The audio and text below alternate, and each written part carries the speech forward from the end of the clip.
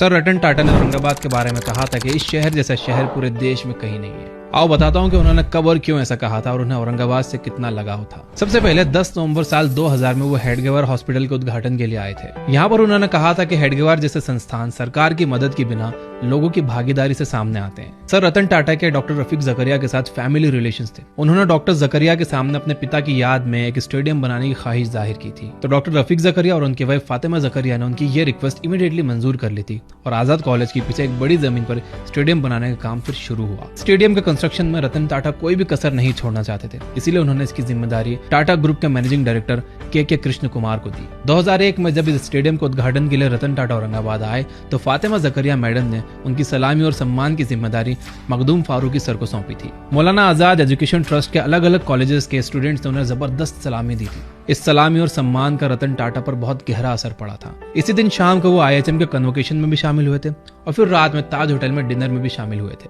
2012 में वो लोकमत की business icon coffee table book launch के अवसर पर औरंगाबाद आए थे और यहीं पर उन्होंने कहा था कि औरंगाबाद जैसा शहर पूरे देश में कहीं नहीं है और औरंगाबाद की समृद्धि पूरे देश तक पहुंचनी चाहिए। और यहाँ पर उन्होंने ये भी कहा था कि जब वो स्कूल में थे तब वो अजंता और एलोरा देखने के लिए औरंगाबाद आए थे।